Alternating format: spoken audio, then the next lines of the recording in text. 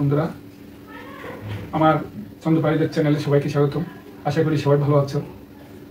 আজকে আমরা পূর্বের ক্লাসের তৃতীয় ক্লাস পরিচালনার জন্য উপস্থিত হয়েছি।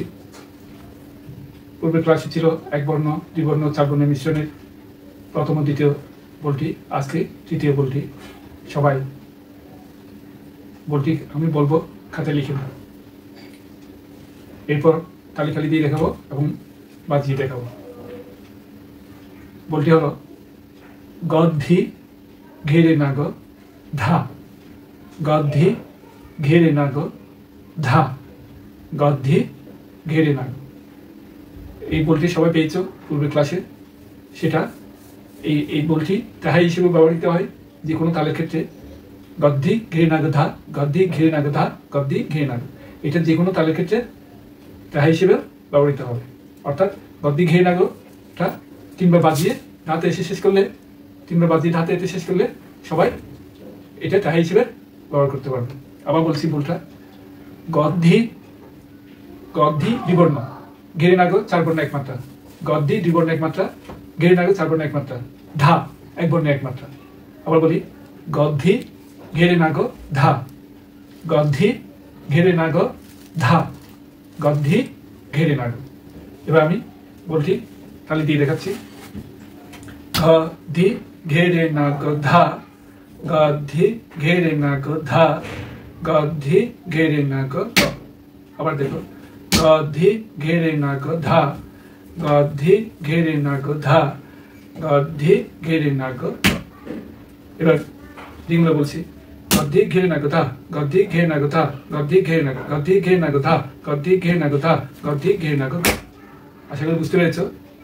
আবার বলি, গদ্ধি ঘেরে নাগ ধা, গদ্ধি ঘেরে নাগ ধা, গদ্ধি ঘেরে নাগ। আবার দেখো, গদ্ধি ঘেরে নাগ ধা, গদ্ধি ঘেরে নাগ ধা, গদ্ধি ঘেরে নাগ।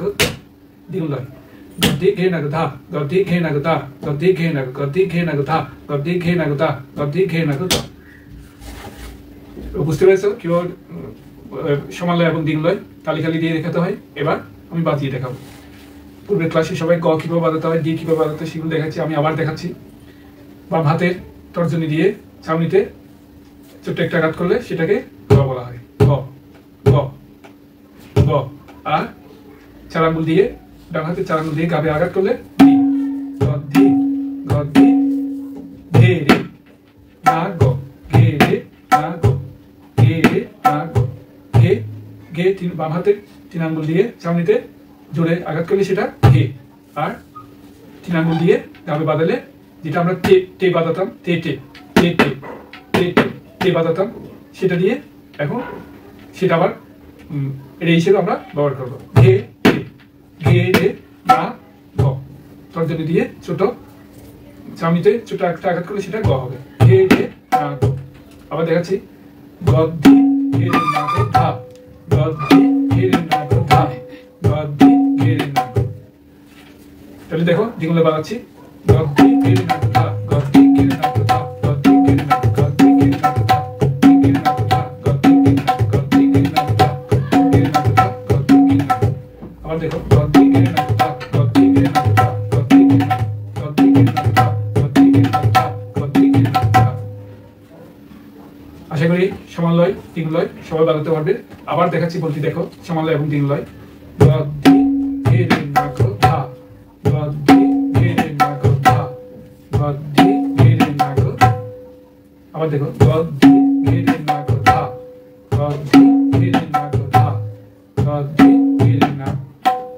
আবার গদ্ধি ঘেরে নাগ ধা, গদ্ধি ঘেরে নাগ ধা, গদ্ধি ঘেরে নাগ। এবার তিনলয়,